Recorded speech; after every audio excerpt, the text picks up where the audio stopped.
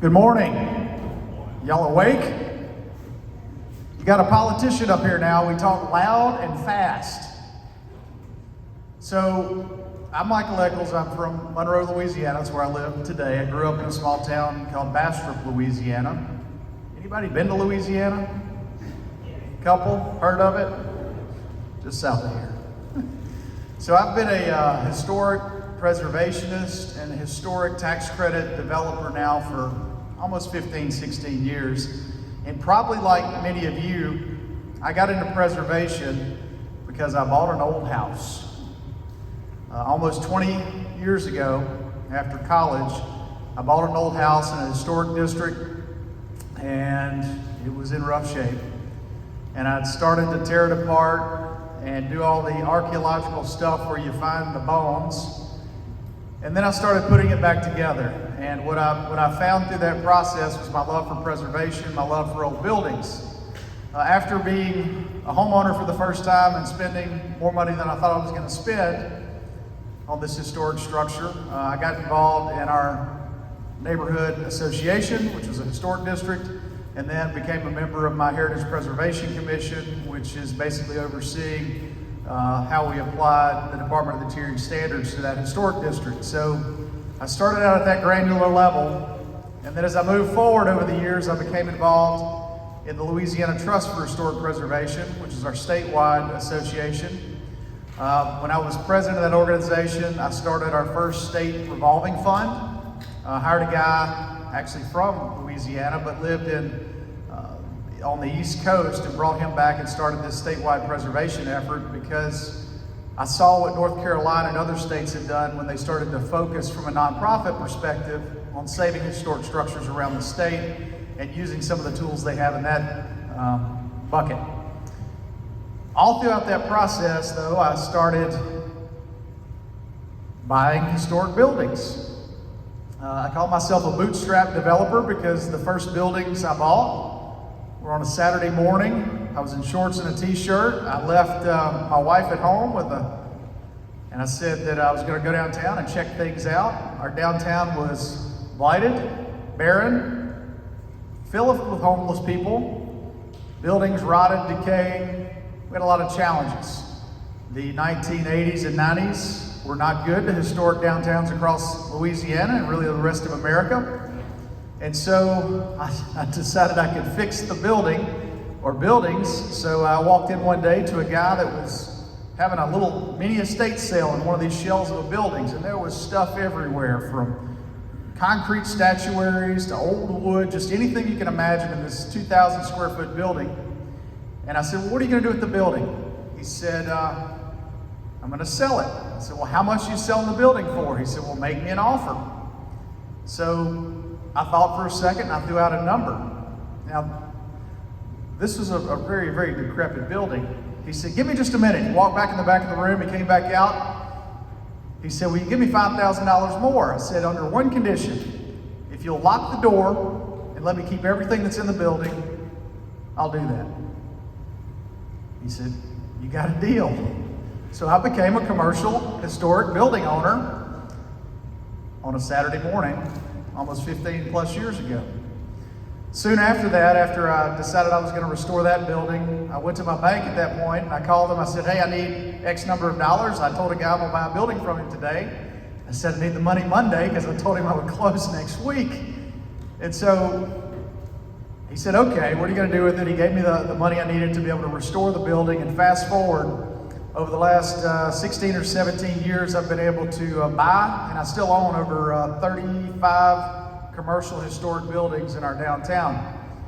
It becomes an addiction when you start, as you know, you'll see in other towns that have done a great job in restoring their downtowns. You'll start with one, you'll fix it, you'll go through the problems, you'll go through the tax credit processes that they talked about earlier, which when you start, they're very cumbersome, but they get a little easier with age.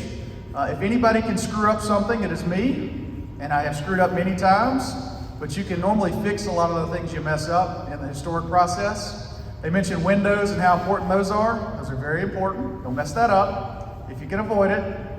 I've worked with the National Park Service and the State Division of Historic Preservation, and have done a lot of work in forming those relationships and ensuring that we have the right things when we're developing these buildings. Now, I do have one claim to fame. My wife is an architect, and so she plays a critical role as we design and redevelop the properties that we've worked on. We've done a lot of work in the arts and nonprofit sectors. I've, over those years, become a licensed residential contractor and a licensed commercial contractor. I did that out of a necessity.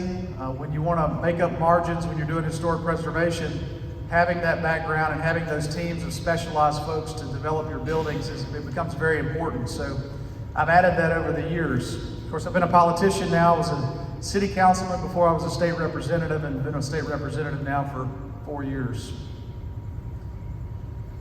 So this is a project that we have in downtown Monroe. So downtown Monroe has, I would say, 100 to 200 historic properties that are still there. Downtown Monroe, Louisiana was really the birthplace of Delta Airlines. Everybody tries to say it's Atlanta, Georgia. No, it is Northeast Louisiana. We were one of the first communities to bottle Coca-Cola. The Beatenhorn family brought that to our community in the late 1800s, early 1900s. But we had a lot of terrifically big buildings in our downtown. And fortunately, we were so poor in the 80s and 90s, we didn't have enough money to tear them all down. So a lot of these buildings have been able to be saved or preserved. This project is unique, much like the one, the Coca-Cola building that you guys looked at earlier. I worked on this project with a large commercial entity downtown. When we bought the building, they had basically covered up all the historic integrity, and we were able to bring all that back out and open up what was originally a hotel back into a commercial office building. You can see there were drop ceilings in the picture on the left. That's where they drilled those holes and hung down these drop ceilings. So we had no idea when we started doing our demolition that that historic ceiling was there, and we brought it all back and made it pretty again. Some of the projects that I've been able to work on in our historic district, I worked with a partner of mine on expanding our historic district. So you may have a historic district that's 5, 6, 7 blocks, or you may have no historic district at all. There's a process you can go through to create a federal historic district and create a state historic district. Now, I'm not going to tell you what your rules are in your state historic districts in Arkansas, because I don't know what y'all's rules are. But in Louisiana, we work through the federal guidelines to expand those federal historic districts. We have some other tools in Louisiana to do historic tax credit projects called cultural districts. So if you don't have a state historic district in Louisiana, there's an easier process called a cultural district. You can create those and then be eligible for those state historic tax credit projects. I've taken a single project through a National Register listing, and they suggested earlier it takes 6 months to a year, and that is accurate, and it is a dissertation, but you can do it. And there are a lot of consultants out there to help you if you do need help in doing a federal historic district nomination. So our downtown, again, is probably 20 blocks of property. The yellow is the properties that I got added into whenever I wanted to expand that historic district. Some of it was selfish because I owned probably about 8 or 10 buildings within that expansion area. Some of them I did not, but over the next, 6 or 7 years, I've been able to acquire a number of buildings within that district and restore them. It is very valuable to have that federal tax credit layered in with the state tax credit.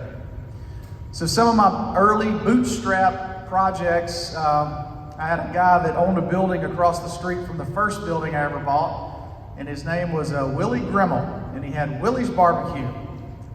And Mr. Willie would come out every day, and this is one of the things about preservation. When you start in a small town and you're restoring these historic buildings, the one-by-one projects are the most fun, I think, to watch, because you develop not only a relationship with the people that are in the community, but you develop a relationship with the buildings and their history. And then what follows that are the people that own them or had been entertained in them in some form or fashion over the decades. So it becomes this love affair with community as you get into preservation. So Mr. Grimble one day came across the street and he said, Michael, I'm in trouble. Now, this is a barbecue joint. Wasn't too pretty, and you didn't want to see the kitchen when he finally left. But one day he came across the street and said, Michael, I'm in trouble. I've got some money that I need to take care of some problems with, and these buildings are weighing me down. Would you buy the buildings from me? I said, well, Mr. Willie, when do you want to sell them? He said, I want to sell them today. So in preservation, timing is everything. I called up my closing agent. I said, Mr. Willie wants to sell his buildings. He said, okay, when do you want to get it done for? I said, I need it by 3 o'clock this afternoon. Can you put the closing paper together? He said, done. And a good banker too, with these relationships is important, because you're going to have opportunities that pop up that may not last a week, a month, a year. They may just happen today. And in preservation, the sooner you can get in control of an asset that is failing, that is bringing blight to your community, the better. So this is one of several of those mom and pop shops, the 2,000 square foot buildings that you gotta have to define what is a downtown. So there are a series of small buildings that really make up the community. Now I've done both the small projects, several dozen, and then I've done the large projects. They require the equal amount of strain and stress points. So whether you're designing a building that's 1,500 square feet or 50,000 square feet, you go through some of the same problems and some of the same decision matrices. These are, again, just the front facades. I do want to show you that some of the buildings you buy are termites holding hands. They're literally being held together by a string. This one structure had several homeless people living in it, just piles and piles of clothing. The roofs are caving in, their facades are deeply damaged, but you work through the Department of the Interior standards to come up with a nice plan and put them back into commerce. And they can be just as simple as repainting a brick that's already been painted. And then you've got a lot of flexibility inside, especially when the buildings have completely caved in or been modified far beyond what they originally started. So some of these buildings over time are modernized. So the 19 buildings, they're built in the 1800s to 1920s, were typically brick. They had living upstairs, and downstairs was some type of a retail environment. This building was a Baker's shoe shop, roughly an 8,000 square foot building. When I bought it, it looked like this. It had been faced out with concrete board, very mid-century. And when I talked to the National Park Service and the state reviewers, I said, look, this is not the original facade. I want to go back to the original facade. They said, you absolutely can do that. But if you pull it off and it's damaged beyond repair and you can't see what it would have been, then you lose your tax credits. Well, I'm a bit of a gambler. I said, okay. Now, this isn't the only building I've done this to go back to that original 1920s front. But we were able to scrape off the 1950s, go back to the 1920s, and put back that original store frontage that it was before. And when we peeled it back, as you can see, the historic windows, or the window holes or openings were there, and we brought them back. So they were just big cavernous dark buildings on the second floor, and you could tell there were old skylights within this building. We turned it into apartments, and we got very creative with some of the usage of materiality. Fortunately, on the second floor, a lot of the plaster was gone, and so it was just exposed brick like this. And it's an all or nothing scenario. You either have to go back all with plaster or all with brick. It was already gone, so we just left most of these walls with brick, and then gypsum and everything else. And then we had you can see the skylight in the top middle picture. And so we use that in our lighting schemes, and it really gives the building and the unique personality of a special space. Castle Hall. This building was built in 1898. It was the Knights of Pythias building, which was a fraternal order from the widowers. It served the widowers of the Civil War. This building was a challenge, about 9,000 square feet. We brought it back to what it probably would have looked like in the 1910s and 20s. It was a labor of love. And I tell you, we can put anything back together in my little construction company. You can see this picture is what this building looked like. Now this building, it should have been condemned and torn down. It was that bad structurally. But we could tell that it was a 1930s to 40s style building when we started peeling everything back. We found the window openings at the top, and then went back with a similar stucco finish with the openings and got all that natural light back into the building, and now it's a law office. The Crest building. Communities all across the United States had Crest department stores. This building was as strong of a building as I've ever worked on. It was built in 1947. Concrete floors, huge I-beams throughout, very, very well-built building. We preserved the historic window frames at the top, came back, put insulated glass panels in, and then restored the historic storefront. 6 apartments up top, retail down below. The apartments on the second floor of these buildings are so critically important because you gotta have people there at night. That's one of the hardest things to do because somebody too has to go first. But I promise you, if you build it, they will come. And whether and we're in a weird time in history now, probably one of the first times in history where the old folks and the young folks are living and working in the same environment. The old folks don't want a yard, don't want a big expanse. The young folks want to go down and work and play where it's cool. And because of that, they're all coexisting now in these historic downtowns. So if you build it, they will come. This building was roughly, I want to say it was about 10 or 12,000 square feet. I put our project cost in here. This is all pre-2022, so these costs would be about 50% more today. And these are all state and federal historic tax credit projects. This building was a unique build. It was this was a wig shop. And I bought this from a friend of mine. I own all the buildings around it, but we ended up putting a barbecue shop or barbecue restaurant. So we went from a wig store to a pig store. That always gets a little laugh. But a unique 1920s building. Restaurants are a little more expensive. You're going to spend about $100,000 to $150,000 more on doing one of these mom and pop restaurants because of the equipment and some of the other infrastructure you have to put in.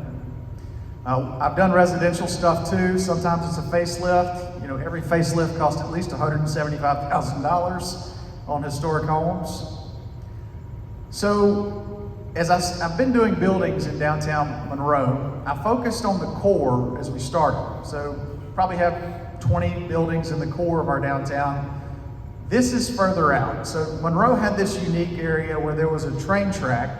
On one side of the train tracks, it was the white folks. On the other side of the train tracks, it was the black folks. That's how it was segmented. And the most deteriorated section of our downtown was where the black community was.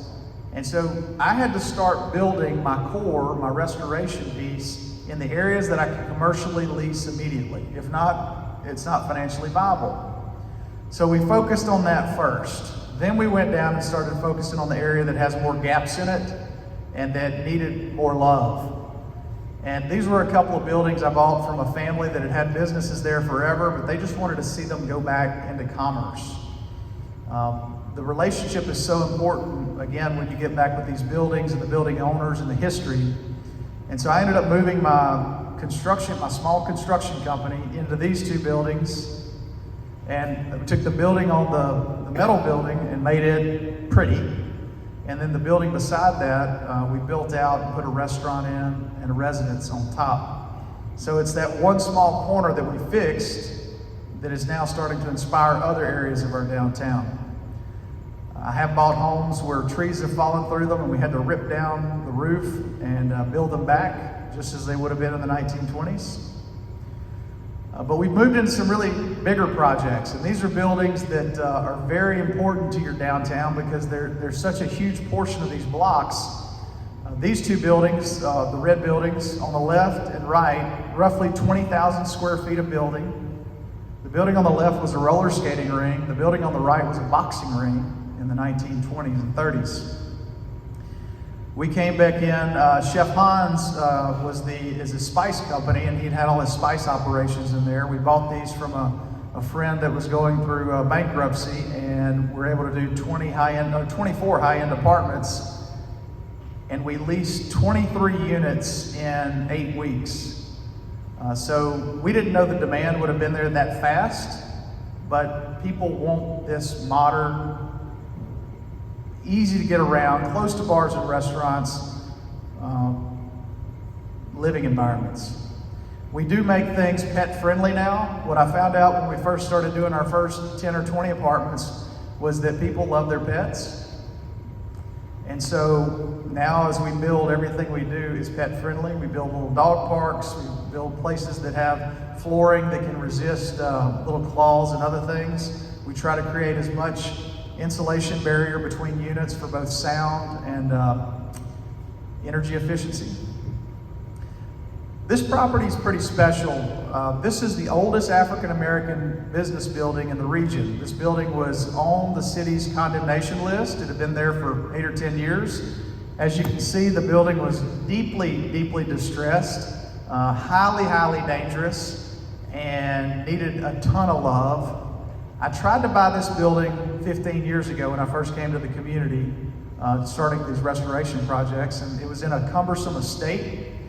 So I partnered with an estate attorney, and he went to work on the legal. I went to work on the development plan, and we came up with a low-income housing tax credit eligible project that qualified, and we were able to take this building and put it back into commerce with another building beside it.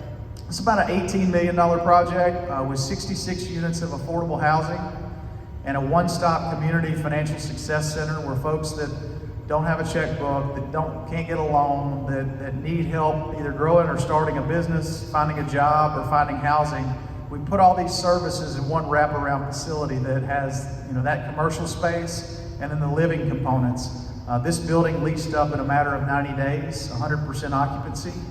Again, people want to live in these downtowns, but when you're developing a downtown, it's more than just putting in the high-end stuff. Now you got to have it for your pro formas to work and to start. If you're taking a small town from maybe a deplorable condition to a better condition, if you're in a market that already has a vibrant downtown, you don't necessarily have to do all these things that we have to do to make these other longer-term projects work. But we started out with the higher-end development, the higher-end retail, and gambled on some folks that were new into restauranting and things, and some of it's paid off, some of it's not worked, but you kind of bob and weave when you're doing these things.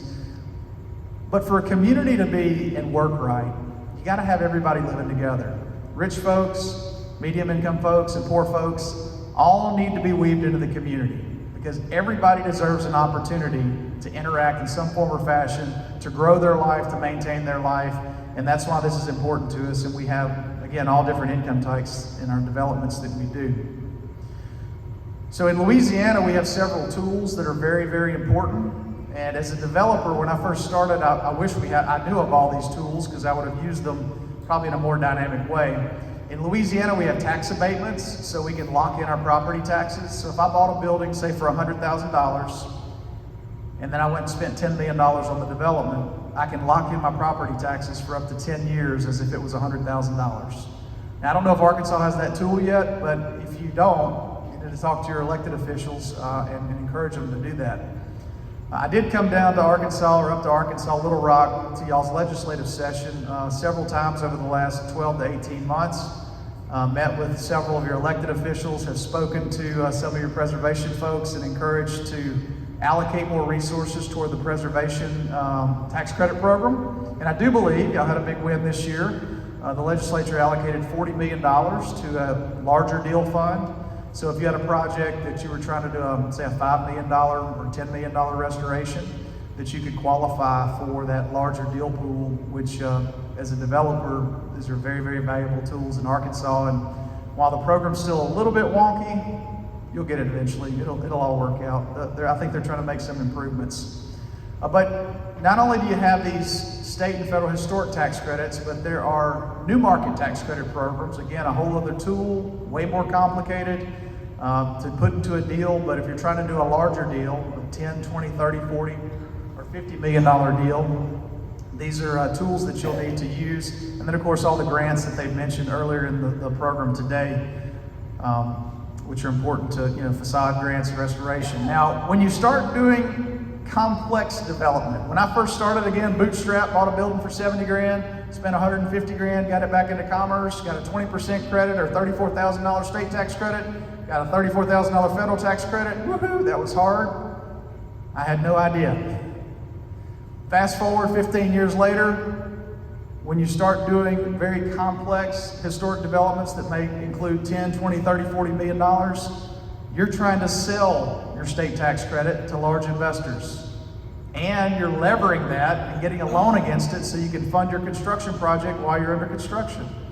You may sell your federal tax credit, but you have to create this very complex legal structure to put that money into another investor's pocket and use the tax credit over the 5 years in your project. And so this is what a typical deal flow looks like if you're trying to do a much, much larger tax credit development.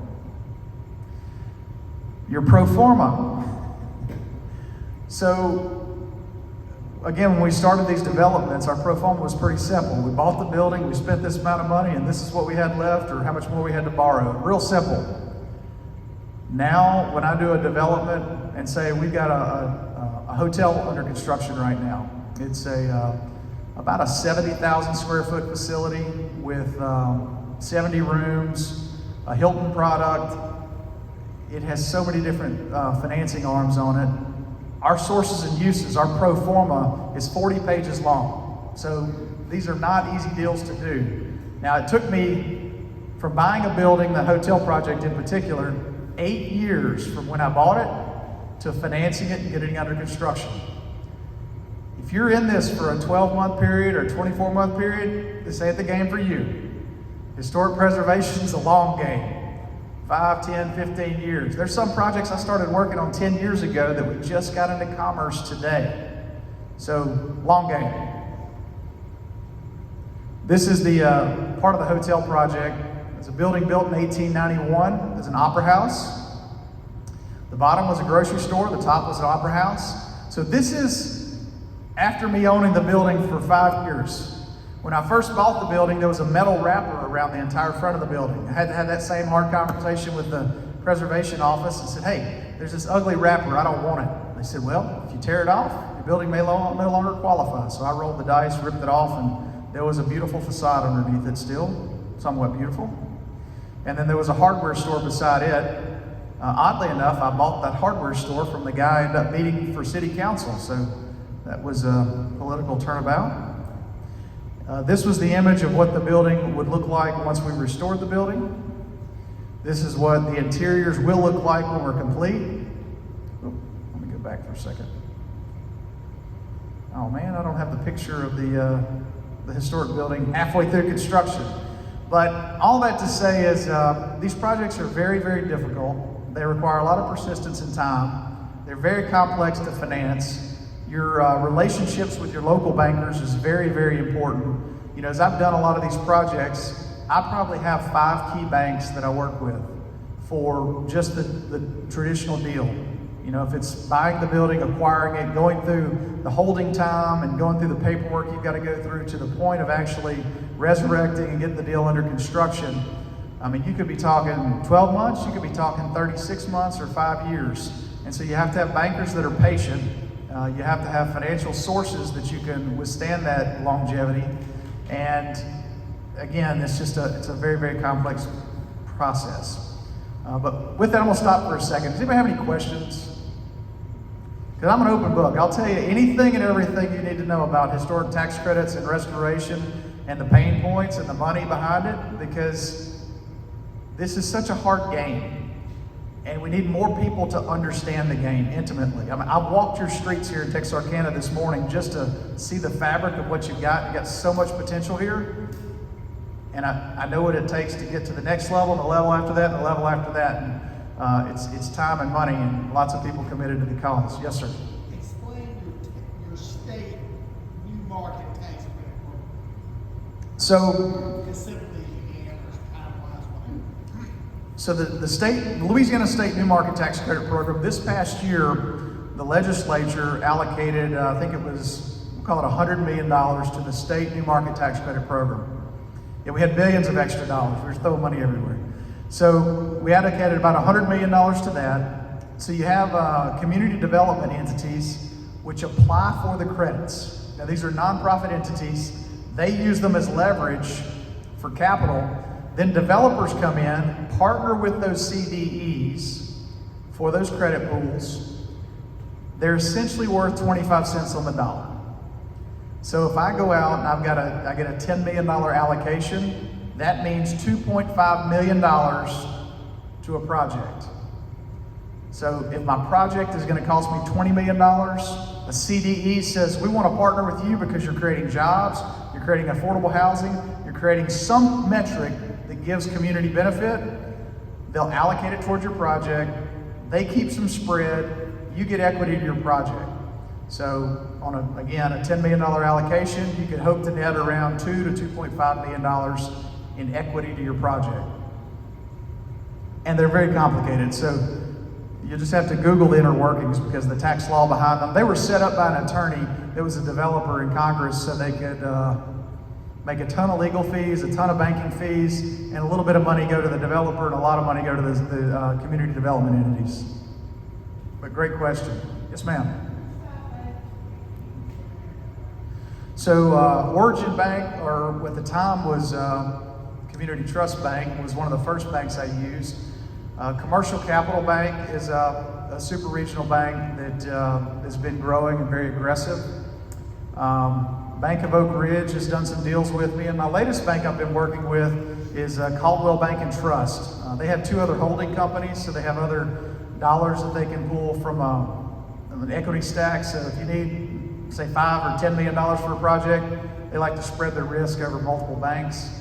But those three or four, I just recently did a bond transaction on the hotel because it's in a taxing zone that allows for basically an enhanced sales tax to go for infrastructure.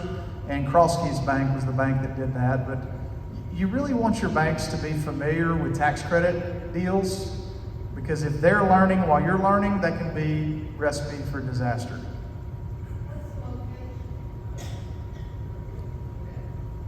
In downtown Monroe, at 108, 120 Walnut Street in downtown Monroe. Right across the river, yes. If you stand up on this top of this building, you look at the railroad truss and the river. So the warehouse is 2 blocks up on the river. So yeah, it's within 2 or 3 blocks. The Coca-Cola building's kind of across the tracks from it. And then Cotton, the restaurant Cotton, is right across the street. It is.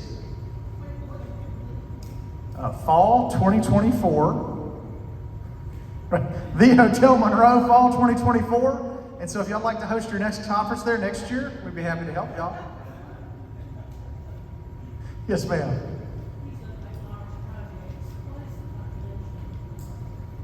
The population of Monroe is 48,000 people. The population of our parish is 165,000 people. Our regional medical service area is 350,000 people. Downtown Monroe happens to have the largest acute care hospital, the federal court, the state courthouse, several legal offices, and then, formerly a bunch of vacant buildings, but we're starting to fill those up. Yes, ma'am.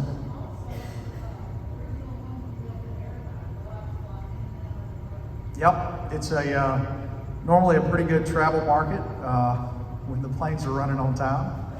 But yeah, it's a great community. One of the largest, and I think one of the things that has given me optimism for the future, and our community's worked on it for a long time. We landed the VCOM School of Osteopathic Medicine, so we're now training primary care doctors in our community in collaboration with ULM. ULM is a large medical hub for training and for nurses and dental hygiene and pharmacy. So we have those anchors there that are helping drive commerce and opportunities for businesses to hire qualified people. But the new School of Osteopathic Medicine is now bringing 150 young people to our community every year for up to 7 years. So we'll essentially attract at least another 1,000 plus new people that are going to be doctors and very influential in changing the healthcare market. All these folks have a high expectation for food, beverage, and stay. So we're trying to accommodate that with our nicer apartments as well as other food and beverage and stay opportunities. Every development I have is within 10 blocks of itself. So it's the river. The building that's furthest away is my construction office, and it's in the 1200 block of Desert Street. The Miller Roy building, the African American business building, it's in the 1000 block of Desert Street. Then come back, everything else is within 6 blocks of the river. And we have several other buildings that we have that we've acquired that are either being demoed or, I had to become an environmental abatement contractor because of some of the significant amounts of abatement work you have to do. And so I've got a team of trained guys that do abatement work. And don't ever be scared of the word asbestos. It is a scary word and it is a scary product. Don't mess with it.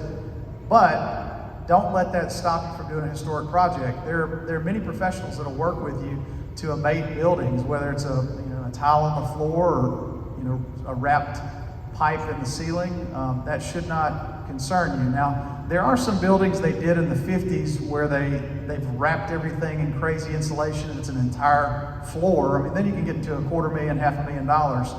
But the most basic remediation is $10,000 to $100,000 for most of the stuff that I've seen in most of the historic buildings. The buildings that I work on were built in 1910, 20, 30. They didn't have environmental waste at that point. We waited until the 30s and 40s and 50s before that really became so prolific.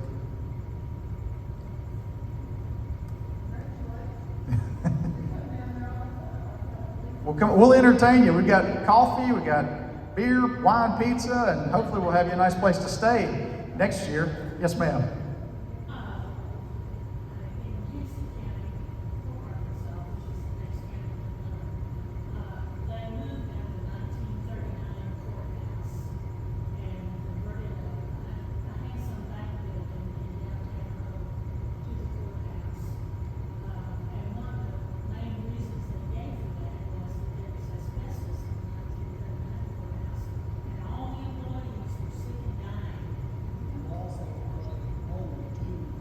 Yeah, most of those it's mold driven. Well, the courthouse is still standing. They were torn it down, but it just cost too much money to do that.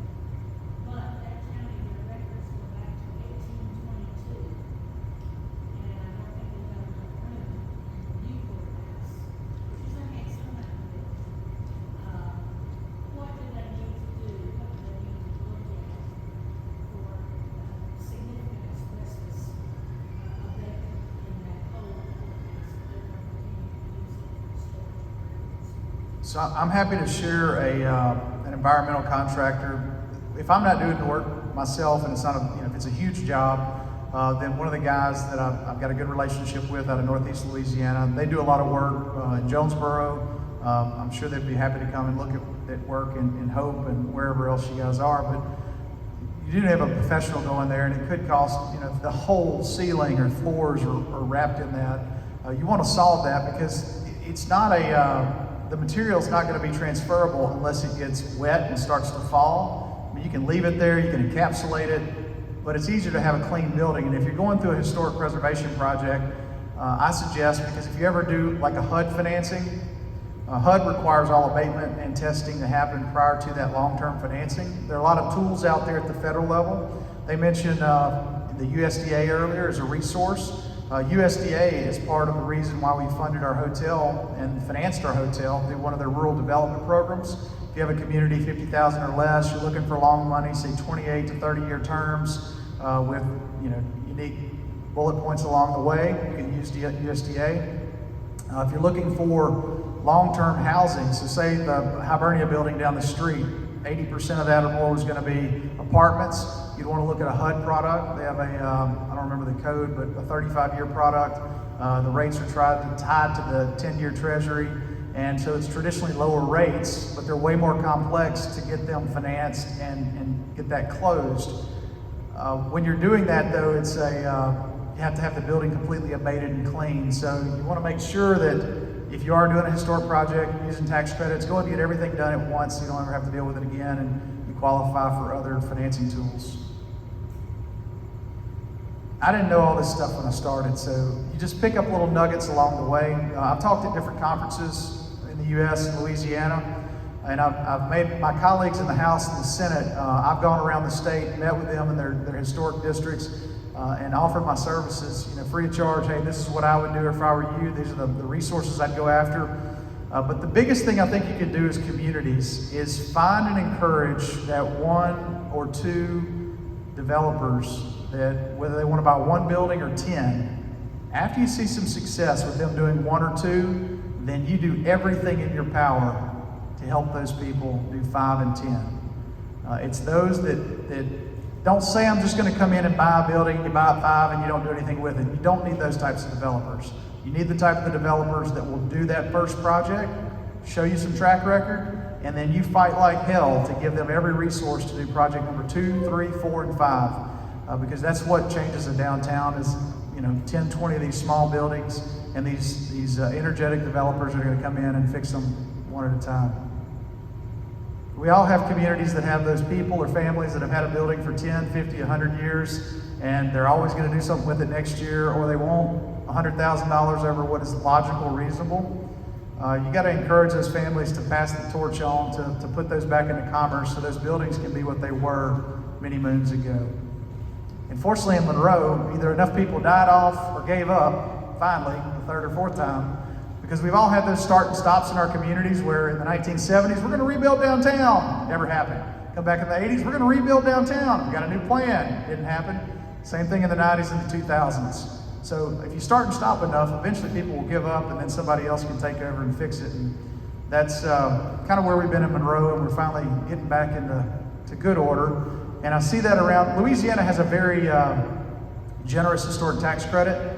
The 20% federal, and of course it's been a 20% state tax credit. We just bumped that up to 25 just recently, and then we created a small deal fund that if the project is in a municipality that is less than like 10,000 people, then the credit goes to 35%. So it is a real sweet spot if you're trying to fix these mom and pop small towns.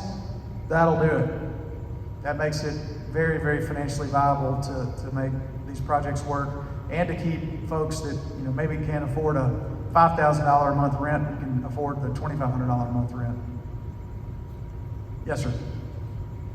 Imagine the apartment layout on a multi-story building kind of works itself out, but on the bottom, the retail space, how much design thought do you put into that when you're redoing it? Do you, before you start, do you know you're going to put a restaurant in there, or do you just kind of have a blank canvas and then whoever comes and says, oh, we're in? So as a developer, you want every building to be a restaurant because it brings lots of people. But then as a developer, when you have to write the check for the vent hood and all the other equipment, you're like, I don't want to do any more restaurants. And those are probably have the higher failure rate than other things. But it's exciting to see restaurants go in because we all like to eat. I traditionally just look at like the building where the homeless encampment was and stuff like that. It was just a shell. It was 4 walls and just figure it out. But what I try to do when I find and I have a shell like that is then I go look for entrepreneurs. And I try to find somebody that has a cool idea or already has a cool concept, and I want to repackage them and put them in that development. Then I try to plan the building around them. So it's like a design build for the most part when we do a lot of these projects. What was your background before you bought the first building? I was, let's see. So I did wealth management, financial services for a decade. I worked at a university as a VP for 3 years and realized government is government. And then for the next 15 years, I worked as an executive at a health plan and a physician group. So money, healthcare, and higher ed is my background. I did a degree in accounting, not because I'm an accountant. I just wanted to be able to read a financial statement. And then I did my master's in business just so I could stay in college longer and drink beer. So that was about it. Yes, ma'am.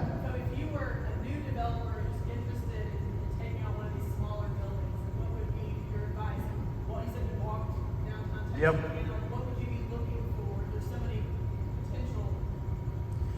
So something, first I want to make sure it's something I can handle to start. If I'm a brand new developer, so let's take one of these shells across the street. I say it's a shell, I can only see the top of the building. The biggest part about getting into this is the relationship. I go back to that word, relationship with the building. You have to figure out who owns it, what structure it's in, and then can you even buy it?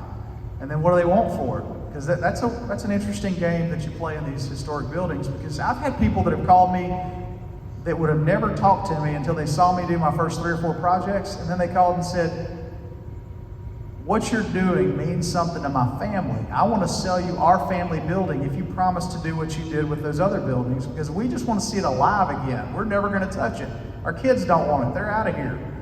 Will you do what you've been doing? And so my commitment is yes. And it may take me a minute, but we're eventually going to get to it and fix it. So I would find the building that looks and feels good. Now, there's certain communities that are more aggressive main streets that they'll go in and inventory all their property. They'll know every building owner, every cell phone number, what it's listed for on the rolls. They'll have that spreadsheet for you. So if you have a very aggressive main street, they'll hand you that information walking in, and they'll even give you that warm handoff to the building owner. So that could be a tool. For other smaller communities, they don't have that. You have to do your own due diligence. So I would, I don't know, in Preserve Arkansas, do y'all have any statewide revolving fund or any statewide inventory or anything like that? Different states have different resources. And look, as development entities go, I'm gonna be frank for a second. So there are certain statewide, yes ma'am. Okay. It's actually based through Main Street, Texas, but they redesigned the software or whatever, so it also includes our Arkansas side properties. And so people can go to this website, just call it that. DowntownTX.org. And it lists our properties that are for sale or lease, but it's also an inventory of all of our Main Street properties. And people can go on that, find out who has it for sale, realtor, price, all kinds of good information. We have historic photographs on there. So it's been a really good source for us. So I want to, are there any elected officials in the room? Anybody? Nobody's elected? Any building officials? Anybody associated with a municipality? Okay, that's great. Y'all's kind of folks need to be here, because this is so critical. What most government folks don't know or understand is you can create fire with a historic downtown. You can light the world on fire if you motivate one block. You change one block, or as I go down your street here, you got 5 lanes in front of me, and you got 5 cars going down the street a day. You need to change that. You need to change your landscape. Put a boulevard through the middle of it. Put plants and trees and make it where I want to walk and live here and feel safe here. You do that, government, then the buildings will take care of themselves. The developer will come in and see the city's commitment or the municipality's commitment, and they will light those buildings on fire, and they will grow those jobs and economic development and places to live. But those people need to be in the room today. Those people need to be here and hearing this message and knowing that if you, as what a developer needs is, I just need you to set the menu, put the salt and pepper shakers out, and then I'll take care of making the steak. Just set the stage. You've got the Main Street coordinator here that's already got the inventory and the product that you're trying to sell. The developers will come in, or the individuals that want to live here, those entrepreneurs that come in and say, well, I've got a hair shop and I want to live above it. I'm going to buy that building. I'm going to renovate the top of it, and I'm going to have my business in the bottom of it. You'll have 5 or 10 of those. And then you'll have a bigger developer come in and buy a bigger structure and do the mixed income and do the market rate units. That'll happen. But government has to be involved. They have a part, a role. And that's lighting, sidewalks, and beautification by way of green stuff. Trees. Government, do your part. Then get the hell out of the way of the developers. You don't need government coming in and buying a bunch of buildings and trying to fix everything, because they're going to screw it up. Y'all can quote me on that. What else y'all got? It's a good bunch. Any questions? Anything else? I can pick on somebody else. You'll just have to tell me who you want to pick on. I'm happy to pick. So on your tables, I put a book that was published of the economic, and I did this for both the private folks and the government folks, the value of preservation and what it's done in Louisiana. It is a lever. For every dollar the state of Louisiana puts into preservation, there's a net return of anywhere from $1.07 in sales tax and revenue to the state to $1.15. It is a catalytic investment. So when I can go to the Arkansas reps and senators and say, guys, we are eating y'all's lunch. Get off your tail if you want to compete. I would consider, make an investment in Arkansas if y'all had the right set of tools. But right now, you're nowhere close. And you want to create a catalytic environment? Use this tool. Use the historic tax credit or some of these other tools, and you will be shocked at what happens to your small towns. They'll explode. We're gonna see some great buildings that have been redone this afternoon, And there's some, so. Yeah, also. and look, those gaps will fill in. Once you start fixing a block, other people will come in and put a brand new building in between the two. And look, 10 years from now, this place will be on fire. Said that. We lost one last week. You lost what? Building fire. Oh yeah. Well, don't burn them down. Just energize them. Yeah, that's why you got to get control of your.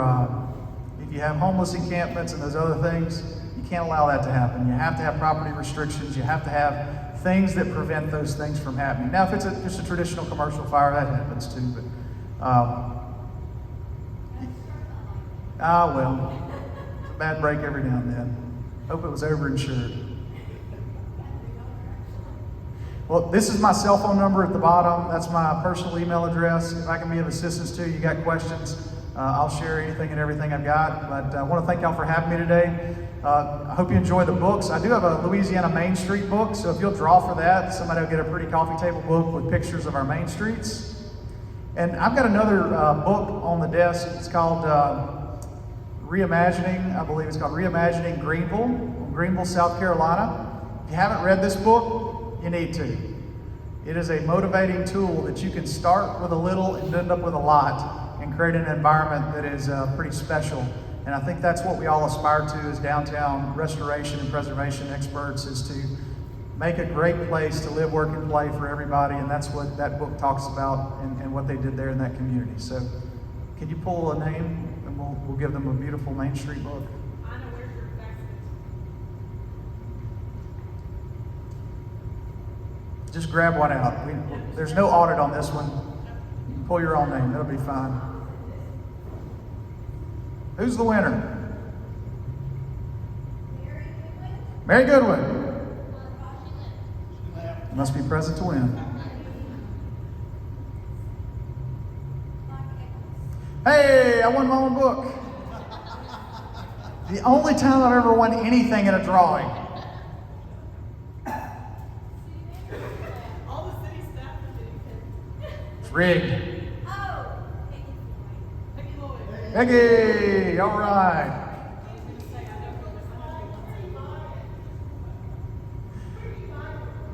Which, probably online if I would have to guess, but in Louisiana bookstores. So when you come to Monroe, you go to our Books A Million. They have several books just like that. And if not, Google our Department of Culture, Recreation, and Tourism and our Main Street, and I think it's got links to it, maybe. Well, again, thank y'all for the opportunity.